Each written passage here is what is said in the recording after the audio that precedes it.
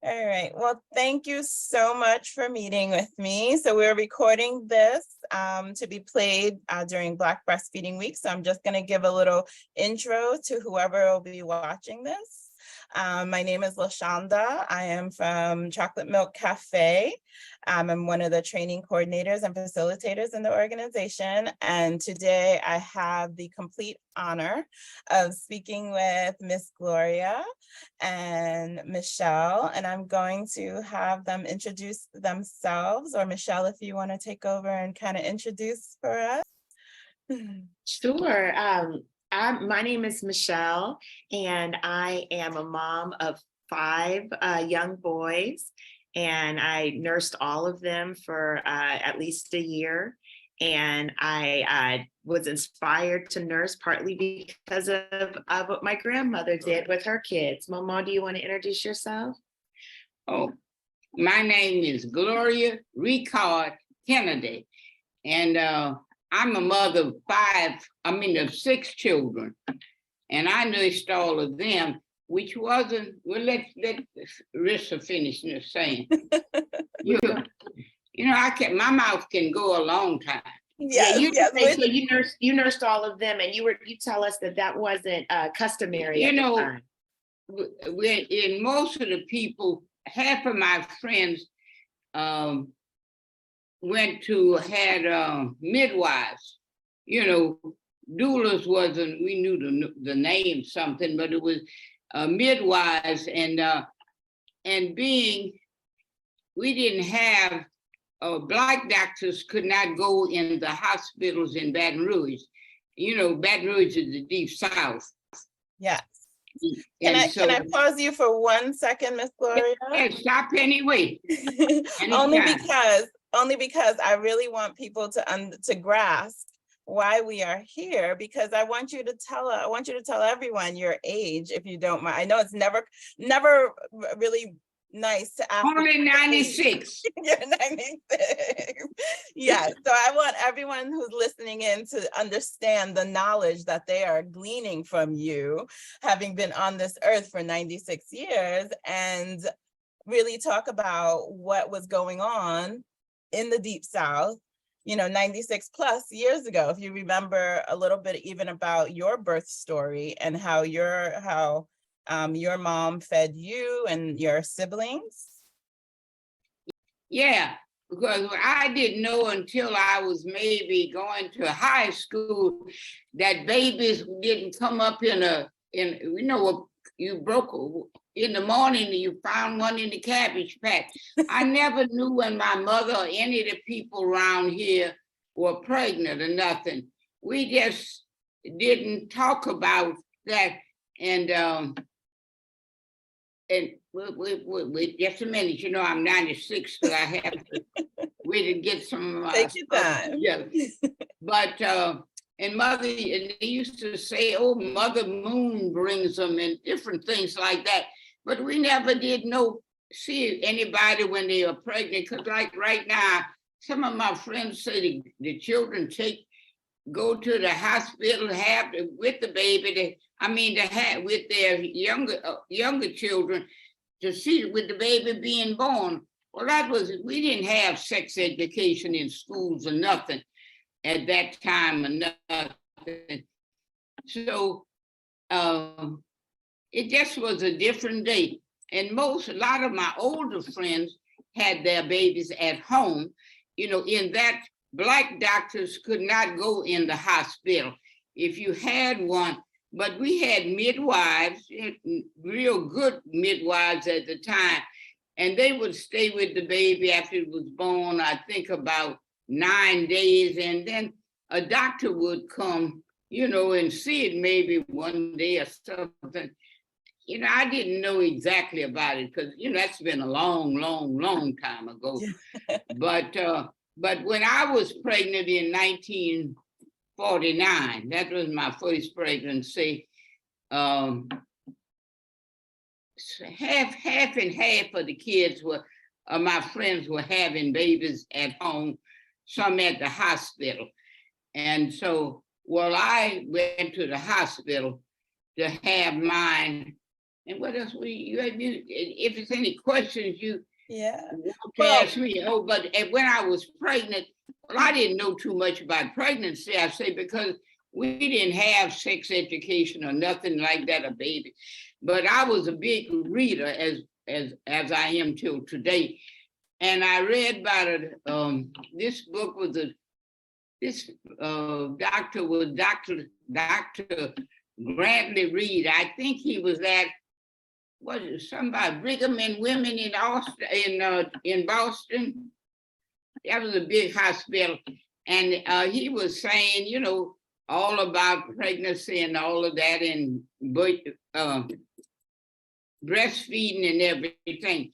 But that's not why I breastfed, because most of my friends, they had just started with Similac, and I think it was Enfamil or something. And most of the That's people, formula? yeah, that was a formula. Yeah. I don't know, they don't use it Similac or Enfamil anymore, I think so. Yes, yes. but that was some formulas. And I know most of them were. But when I went to the hospital and had my first baby, the pediatrician came in here before you to check you out. And so I told him I wanted a formula too. And he said, do you think God gave you all these big bosom to just fill out your dress or something, fill out your clothes pretty, or to entertain your husband or something, you know, for pretty? And he said, I'm not going to give you any formula. You're just going to everybody use it. He said, no, you tried, and I don't know how at that time in 49, I don't know how often, you know, after you had a baby, when you went to the pediatrician the first time, it might have been 2 or 3 weeks. I don't remember exactly. But by the time I went to for the first visit, you know, I was stuck on it. It was easy then. So you said that a lot of your friends were doing formula. Yeah. Did you get any pushback from your friends or family when you decided to breastfeed your From baby? my family, because all my mother and some of the older ones in the family, they were still nursing. In fact, even after 49, I had friends who still had babies with midwives, maybe till the 50 something, because we didn't get the first Black doctors who could go in the hospital. In fact, the name of it was the Lady of the Lake, a Catholic hospital in Baton Rouge. That was maybe in the 60s, maybe early 60s. I don't remember, because my youngest baby child was born in 62, and they didn't have Black doctors in the hospitals in Baton Rouge. Still didn't have Black doctors in the hospitals? But Wow. we had a lot of Black doctors, excellent Black doctors, but they would treat you all the time. But if you got one of the cases that you had to go to the hospital, you know, they had to turn you over to a white doctor. But I guess they must have had some friendships, you know, with some of the white ones. But sometimes it was kind of, you know, tough in that day with the segregation and everything. Could you have had a white doctor deliver your baby at the hospital if you wanted to? We didn't have Black doctors. They couldn't come in the hospital. But could the white doctor take care of you prenatal, or you had to see the Black doctor for prenatal care? Oh, no, we had the white doctor in the beginning. Okay, so you started with the white doctor. Yeah, then I when didn't use white doctors for everything, you know. When you were at home, once you were at home after you were discharged, you would follow up with a Black doctor, and were the pediatricians that you took your children to Black? No, because no Black pediatricians could go to the hospital. Oh, okay. Everything was segregated. This is 49. Okay. And in fact, even the schools here did not what year Kennedy was assassinated? That's 83, I think. 63. And that's when they first integrated the public schools in Baton Rouge. Wow. Wow. It was a different day. It was a different day, definitely. So what do you feel? So in terms of, I know you have Rissa, who's in the maternal health field now. And if she's talking to you about what's going on in the maternal health world now, what parallels do you see that's happening now to when you were birthing and having your baby? Well, it's a lot of my, I mean, not a lot of them, but several of my friends' children. In fact, who was that child? That the other girl, you know, my mother friend in New York, but she had her baby in the bathtub or something. Okay. But she had been kind of sickly and everything, but at the last minute they couldn't deliver it. And then they'd have to rush you to the hospital and she had to have a cesarean. Yeah. And I know several of them had, you know, happened like that. Yeah. More cesareans today than when you were coming up. I guess, did they have people getting cesareans back then? Oh yeah, Grace had, my sister had 6 of them, 5 of them. 5 cesareans. All of her babies were cesarean. Wow. Most people say you only can have 3, but Grace had 5. 5. Wow. So we, as I mentioned, I'm part of a group called Chocolate Milk Cafe, which is a peer support group for those of the African diaspora, so those who identify as Black. And it's a support group for, you know, just helping each other get through the, you know, feeding your baby experience. Since you didn't have a lot of family and friends that did breastfeed their children, nurse their children, where did you get that support from? Were there groups like that around? No, we never had any kind of prenatal, groups like that.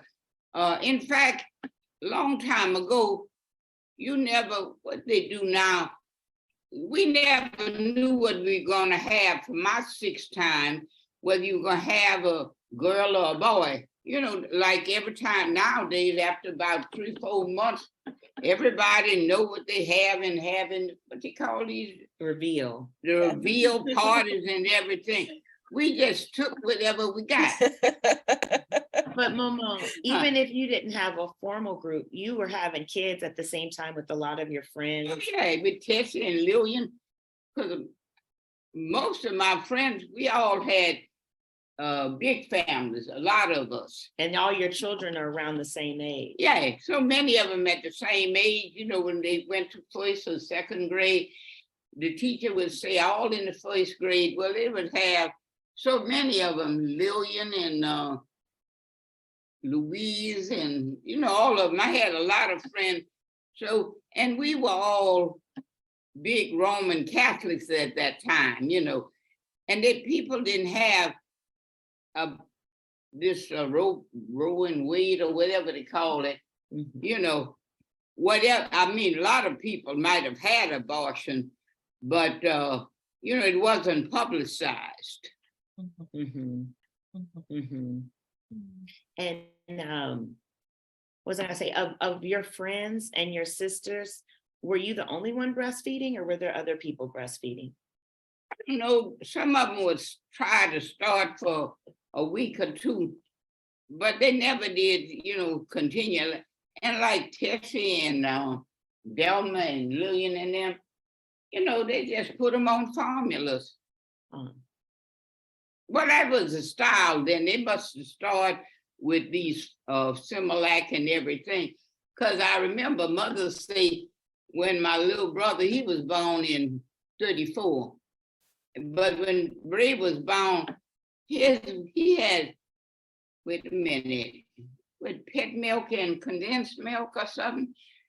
And that's all, which evidently she had 8 children. And maybe she didn't have as much milk because Mother was in her 40s then, maybe 41, 42. Although a lot of my friends nowadays, not my friend, but the next generation, they don't have the babies till sometimes 40 or 42. Yeah, my generation. Yeah, that generation. Yeah, we're later moms. Yeah. Would you say when your brother was being born, so the way that I've kind of researched and seen in history, especially in the South, that formula was specifically targeted to the Black community. Did you feel that at the time that they were specifically pushing formula in the Black community? Wouldn't know that because you see, I never grew up with any white kids. You know, I told the schools didn't integrate till in 47. So, you know, I didn't know what white people were doing. I don't know what white people, because I never had any white friends. So I didn't know what they were doing. So yeah, you wouldn't be able to contrast like we see. No. And we can kind of follow the statistics as we do here now. Was the doctor that told you got your bosoms to breastfeed? Was he a Black doctor or a white doctor? I told you we didn't have, but white doctors could come to the hospital. Okay, so that was in the hospital. That was in the hospital. So that was a white doctor. But it wasn't the obstetrician, it was the pediatrician. I wonder if he gave that advice to other people and they just didn't take it, or if he didn't tell that to everybody. I don't know. Yeah. But some of the kids say no, they didn't want to breastfeed. Yeah. And at first sometimes, and I had a lot of milk, and sometimes we'd be going out somewhere, and then they didn't have the bras with all this plastic or whatever they have in now. And sometimes we would put wax tape and stuff in it, and then I didn't have quite as much as you had a breast, but you know, it would leak through your dress. Well, I'm gonna ask Michelle some questions a little bit and get her experience, because as you mentioned, Michelle, in the beginning, that one of the reasons, or you'll tell me, the reasons for nursing your own children was because of what you saw Miss Gloria. And did your mom also nurse nurse all your siblings? So I just have one sister, and so it's just me and her. And I had always thought I was exclusively breastfed, and it really wasn't until about a week ago that my mom told me she nursed me for about 3 months. But my parents were working and they were in school at the time that they had me.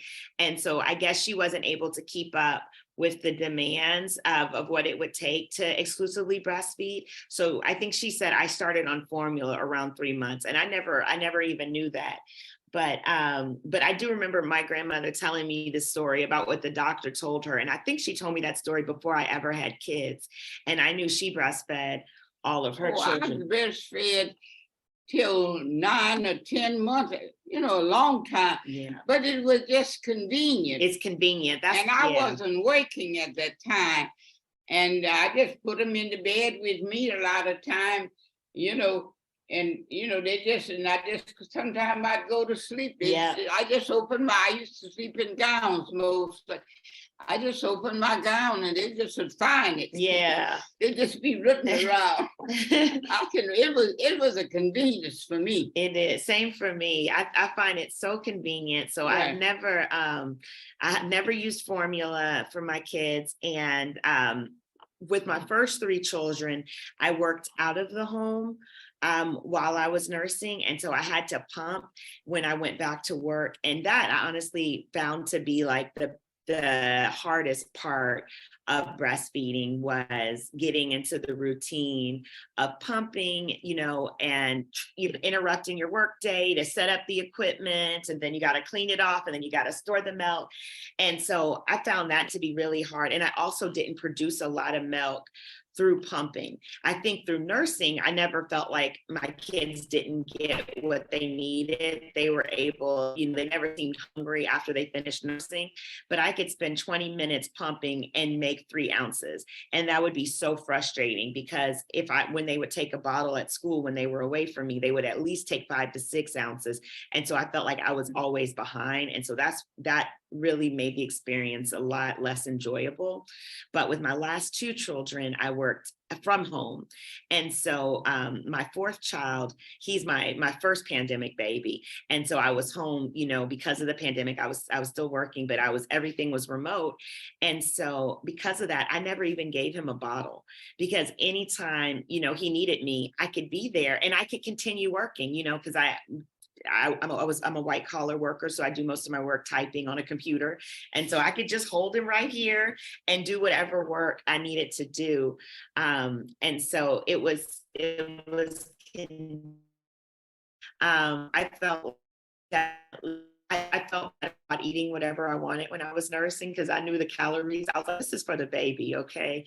Now he's got to get his calories in. So I didn't really think a lot about working to lose my baby weight. I wasn't as attentive to that because I knew that I was giving him so much of my, of my intake, my food intake.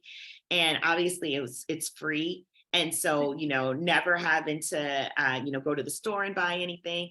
And again, going back to the convenience, never having to mix anything, boil anything, heat anything, clean anything, I'm just feel so spoiled. Like when I have friends that are using formula and their baby gets hungry in the middle of the night, I can't even wrap my mind around having to get out of bed, go downstairs and make something at 3 a.m. Oh no, honey.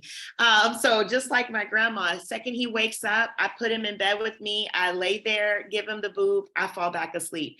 And so I always feel rested, because even if I do wake up for those interludes, I'm still getting a solid night of sleep, whereas I know some people, that's one of the hardest parts about having a newborn is the exhaustion, from being up at all hours of the night, doing whatever. And so that's not something that I've had to experience. Yeah, I realize no matter how you're feeding, you're still going to be up. And like you said, if you don't have to get up and actually do that extra step, sometimes that you might want to consider that. Yes. So I was just going to say one potential downside when I do talk to my girlfriends about whether they want to exclusively breastfeed or not. I would say one potential downside is if you are doing, formula, you are able to share the feeding responsibilities more with your partner or additional caretakers. But I am the baby's lifeline. Like, he doesn't leave my side. Wherever I go, he comes. I really don't leave the house for more. Like, if I put him down for a nap, I know he'll be down for an hour or 2. That's when I'll leave. But I don't really leave him, for a long time with other people to take care of him, because I know that I have to be there to provide his food. And, I was feeding, just breastfeeding for several months. I don't remember now, 6 or 7 months. But then I got the formula and everything, but I didn't use it most exclusively. I still breastfed, but I always make about 3 or 4 boil bottles and all that kind of just stuff. So you can have them. And so I just have them in the I just put them in the microwave to warm them or run them across the hot water. I don't remember now too well. Well, we don't want to do microwave. I just want to put that out there. Yeah. We don't want to do microwave. Yes. I try to tell her that. She don't listen on the microwave. So, I use it plenty. Quick question for you, Miss Gloria. Do you even know what a pump is? Did you have pumps? Oh yeah, we bought one time, but I didn't use it too much. It was a hand pump or an electric pump? Looked like it was something you squeeze. Squeeze or something. I don't even remember. Yeah. I wonder if you still have it. If you guys wanna rummage around in her old things, I wonder if she still has it, because you think you still have your old pump? Oh no, I don't. I'm still in the same house with her that I was in. It might be in a corner somewhere because Because I got a plenty junk around here. Michelle, what I remember is that they used to be glass. They had a pump, a part attached to it that you would pump, but they would be glass. Are you saying So- the nipple shield would be glass? Yes, the The part flange you put on your part that boob? went, yes, yes. So Oh, it'll I be could see interesting. that. It Keep an could eye be out for it. What glass? Like Yeah. glass. Yeah, I can't remember. I don't remember too well, I say, because that has been, because my baby is 60 years old. Yeah. So it's been a long time ago. But one thing I do remember, sometimes when I first started feeding them, some of those little rascals felt like they had teeth in, when they would start, sucking and everything. Yeah. Oh, it used to hurt so much. The doctor say the pediatrician say just going on about it. And I found that the breastfed babies, I don't know, maybe it's just mine, they didn't get as fat as, earlier. But I do know in the book, they always said if you breastfed them, they would not catch, children used to catch chicken pox, chicken pox and measles and mumps or whatever was going around. Because that was before they had the DPT shot and everything. And I just thought, so mine never did have. They weren't sickly. They weren't sickly, no. Then I wasn't working either. Right. So they weren't exposed to a lot. They wasn't exposed to a lot, but but some people, and some of my friends would say, oh, I'm just bringing the baby around there because her baby had measles. Your children gonna have to get it or mumps or whatever it was.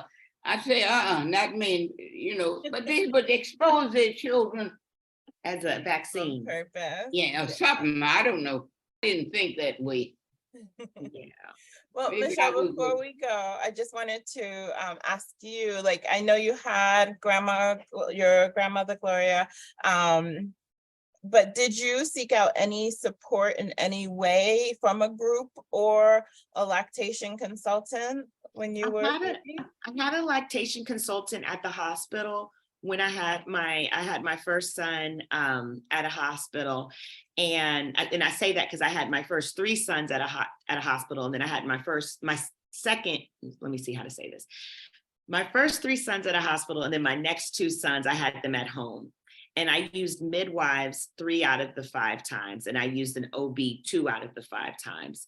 And so all of my hospital births, I believe the hospital sent a lactation consultant to visit with me. I only remember the first experience as much because by the time I had my second, I knew what I was doing, and my kids are close in age.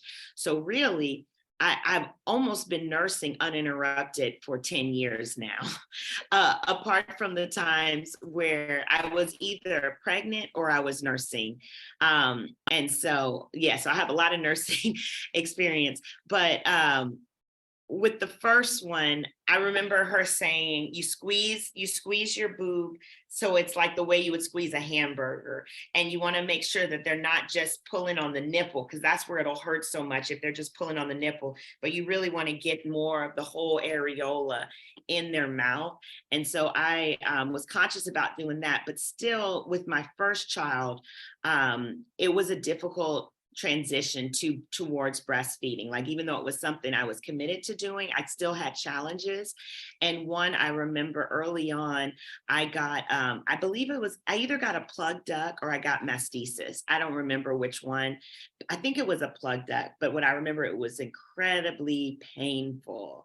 And it was like a nerve, like a sharp nerve. Every time he would latch, I felt like I wanted to cry. And that started to create like a bad relationship in a way, because I was almost afraid to nurse him because I knew the pain was coming. And once he would start nursing, it would hurt less, but I associated pain and fear with nursing, and that's never in a good place to be. And so I think he ended up being a little more demanding and hungry because I was less like open as I needed to feed him. And another issue I had was, as I said, when I first started pumping, when I was going back to work, one, I kept nursing him. And the only way that I got through that plug duct, I think it was a plug duct, was I had to nurse through the pain. And so it was about, 3 to 4 days where I had to continue offering him the boob, continue nursing, even though it was incredibly painful. And then finally it worked itself through and it was better. And I don't know if there's better ways to go about it, but that's what I ended up having to do. But also I didn't introduce him into a bottle until he was 4 months old.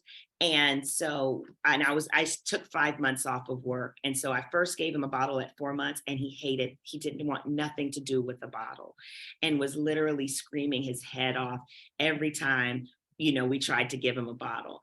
And so that was another challenge that we had to work through because I was going back to work and it's like, baby, you're going to starve if you don't take this bottle. But I had another girlfriend, she introduced her baby to a bottle at 8 weeks.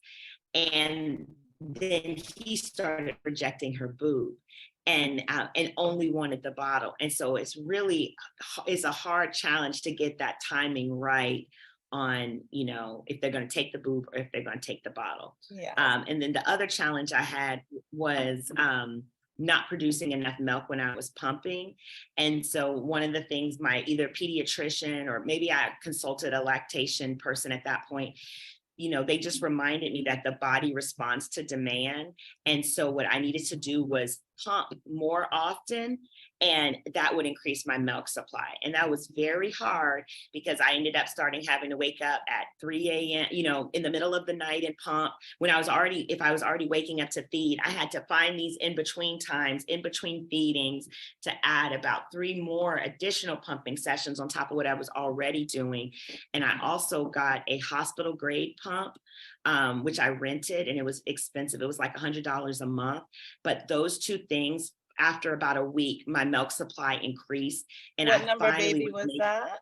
This was on my first baby. Oh, your first baby. Yeah, all my challenges were for my first baby. With my next babies, I never had any other breastfeeding problems. But it took about a week of pumping around the clock and using a hospital grade pump. And then I finally would start making 10 ounces. And if I could make the 10 ounces in the 15 minutes, then I could keep up with what he was trying to eat at daycare, because I was on the verge of giving up because I wasn't able to make enough milk to keep up with his needs. So that's the main struggles I had breastfeeding. Yeah. But she's talking about lactation classes, and we never had any of that, or even classes where they told you what to expect or something. You just went to how old I was, let's see, I was 21 when Carla was born. You just went to the hospital and had the baby. But I was a big reader, so, I knew half of the stuff to expect, but you had to expect it. And they weren't always, some of my friends, not my generation, the next generation, and like with Mona's daughter, they could go there and they'd give them some kind of, what they give baby, mamas, right when they're having the baby, and it's kind of epidural? No, not an epidural. Grace had the epidurals because she had a cesarean. But it's something else they used to help them. It eased the pain. Ease the pain or something. But we just had it. And was that laughing gas? No. When I had the first one or two, I can't remember. It wasn't laughing gas. They would put that thing on your face and breathe in it. That's laughing gas. Well, maybe I don't know. But then they pull it off right away. But you had to go through you go through labor for a long time before all of that. Oh yeah. We used to suffer some with that. Yeah. But it wasn't nothing else you could do. You just but I know some of the younger girls, maybe 40 years younger than, they would give them some kind of stuff. I've gone to see them in the hospital sometime, and they just, They would knock them out, basically. no, and- they wouldn't be knocked out. No. But you know, there was some shot they must have given them or something to kind of, I only know about an epidural. no, I know what an epidural, no, this is not an epidural. That goes up in your spine, is that Yeah. right? Yeah, the epidural goes right Yeah. here. Hey, Carla, I say Grace had 5, Yeah. because she had 5 cesareans, but it wasn't an epidural. Yeah. Yeah, I don't know, maybe there might have been just some other shot in your arm. I don't remember. I don't know that one. Yeah, I I can't have an remember. idea of what you were mentioning, but I can't think of it either. I always say I deal with the postpartum. I don't deal with the birth, so I can never remember. I really should, Yeah. but I can't remember. But I wanted to ask, before we go, Miss Gloria, is there any words of wisdom you can give our listeners about nursing their babies, or what your experience or what advice you would give to new parents coming up who are embarking on, thinking about feeding their babies from their body? Like, what should they know? What should they do? Anything you want to leave some wise words with us? You know, I believed in the nursing. I said I nursed 6, and most of them not to a year old, and maybe 8, 9, 10 months. I can't remember now, because I say my youngest is, my oldest baby child is 70. 60. No, my youngest is 60.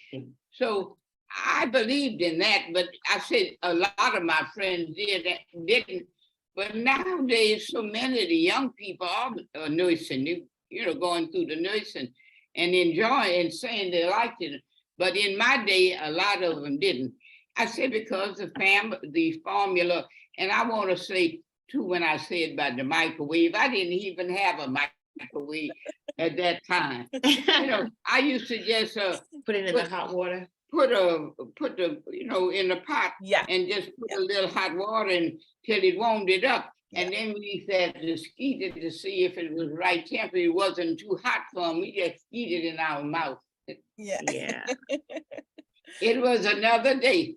It was another day. Y'all should call. Why y'all didn't ask Carla to come? That's my other daughter. Who have 3 generations. Next time, I time. would sit and talk to you forever, but I know you're having an exciting week over there, right? Oh yeah, I had my 95th last year in Texas at her mother's house. So we don't have the big one till a few years. Oh no, I can go in, but see, I'm going to another one Saturday. My brother-in-law is having, they're shaking their head. He's gonna have his 99th Saturday. It sounds like I need to be in Baton Rouge. This is where the party's going party. on. Oh yeah, we have parties. Maybe I can get an invite to the next one. I'll look for my invite for the next one. I would just, if I could give my advice, I would say to moms considering nursing that expect challenges, and so when you encounter challenges, don't feel like you're failing, but just reach out and get the proper support and help, because a lot of the challenges that you may be experiencing are oftentimes common, and oftentimes there is something that you can do to help yourself, or something that can help you. So I would just encourage you to do what you can. Make sure your baby is getting the nutrition it needs, however you need to give them that nutrition, most importantly, but try to address the issues so that you can give them that breast milk if you're able to. Yeah, and like you said, reach out for support. Like, again, peer support was created at like Chocolate Milk Cafe, because unfortunately, as we hear from when Miss Gloria was in the hospital and her, surrounding peers, we still get, some certain people in the medical industrial complex that are still thinking like Black women don't breastfeed, or they just want to do it, they're not going to do it. And so there is sometimes not that support from them. And so that's where groups like Chocolate Milk Cafe have No, grown once out of. I learned how, and the doctor, my pediatrician insisted, I enjoyed it after that. I was glad I breastfed, because, it could help me a lot of times. I could just rest, get in the rocker and, and we just rocking and everything. And you can go anywhere and you don't really have to prepare. Like, I'll take my baby anywhere with me and I don't have to think about, well, what's he gonna eat? I just bring a cover and nurse him. And so it's the convenience. I would, on top of the health benefits and the immunity that he gets through my breast milk, like on top of all of the health benefits, for me, the convenience was just so helpful. The convenience was the best thing. Yeah. The convenience was the benefit. Yes. Yeah. So I just want, like I said, when I was met Rissa, who is, for those of you who are watching this, Rissa's off camera. If Rissa wants to wave a hand in there so people know who she is. But I met Rissa, and when she told me about you, I said, I must talk to you, because so I'm a lactation consultant as well as being in Chocolate Milk Cafe, and the profession of lactation consultant came around just about 40 years ago. But like I said, in my research, I just know that, we've been doing this with our bodies for years, right? So to talk to someone who had done it almost, a century ago, right, or been around when we were doing that, and to hear that we're still, there's still the same common issues that come up, but the main thing is that having that support or getting that one little push to help you get into nursing. And like you said, from then on, it can be kind of easy peasy. Yeah. And, a long time ago, even in my mother's generation, and, Tonsi and, some of my cousins, if one of them didn't have enough milk, well, that's if somebody else her same age in the same house. Because Aunt Benita says she used to nurse the other baby and her baby at the same time. Yeah, they were first cousins, and looks like Cousin Lucy's baby. She looked like she didn't have enough. That was way back in the country. See, Baton Rouge is a city now, but that was when they didn't even have doctors. Everything was midwives and everything, and they lost a lot of babies too. But they would just nurse, different ones. Well, a long time ago, back in the slavery time and everything, all those Black women nursed the white baby. Nursed the white babies. Yeah. So Black women have been nursing and feeding everyone for many years, right? So like I said, it's the same, the commonality of, it's just our bodies. This is what we've always been doing. And the main thing is that now we have professions like lactation consultants, and we have structured groups like a peer support group. But it sounds like, we always reached out for community, right? And that's what we're doing now, just trying to recreate that community that we always had in our own backyards. Mm-hmm. So thank you for validating, because I say a lot of that. Like, we used to nurse our own, cousins and everybody. If you went to the market, I know several people who used to, nurse one or two. I knew Aunt Benita and Cousin Lucy, because she said Cousin Lucy never had a plenty milk. So she was invited Nurse James and the one, was about 1 or 2 months, around the same age. She nursed them both. Yeah, so it wasn't just that we were doing it for white women, we were doing it for each other too in our community. Oh yeah, they were doing it for each other. Yeah, you had to support your community, right? So thank you so much for talking to me, both of you. I'm so honored to meet you and have a little bit of your time during your birthday week. So thank you. Nice to meet you as well. It's nice to meet you as well. You say I told you I'm 96, so I don't always say the right thing at the right time. You're perfect. I'm a big talker. So you need to shut up your mouth sometimes. No, keep talking, Miss Gloria. Keep talking.